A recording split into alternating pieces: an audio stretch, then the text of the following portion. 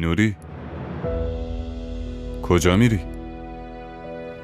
همیشه فکر میکردم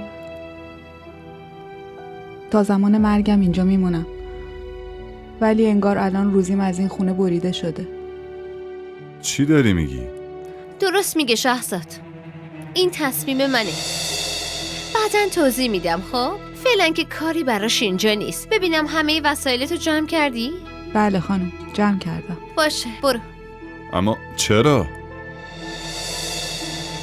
الان میام پایین برات توضیح میدم. ای بابا شهرزاد، نمیدونم تو چرا منو باور نداری. برو اونور بذار رد شم.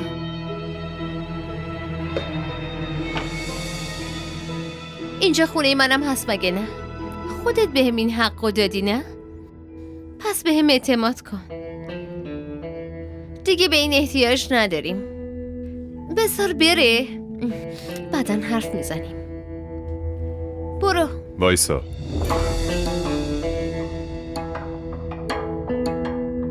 هنا قبل از اینکه بگی اینجا خونه خودته، اول قبولش کن.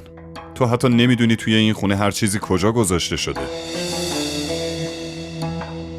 شهرزاد این کار من نیست، کار خدمتکاراست.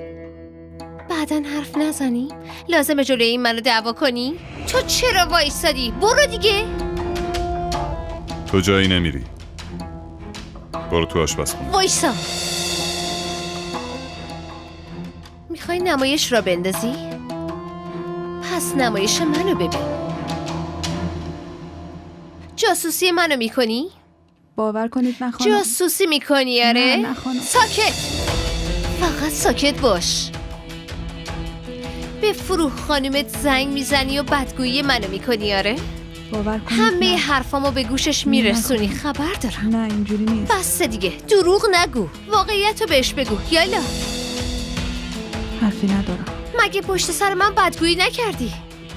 چقدر زن دروغگویی هستی.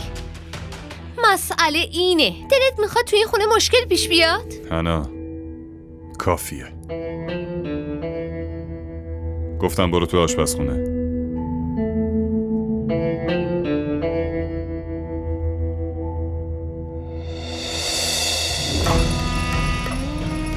به خاطر یه خدمتکار به من توهین میکنی؟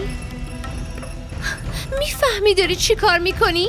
این یعنی این که تو نمیدونی توهین چیه هنا. انگار واقعا عقلتو از دست دادی. پس یه کاری کن، اینو نگه دار. من از این خونه میرم. نمیدونم توی این خونه نقشی هم دارم خودت یا خوب نه. میدونی که داری.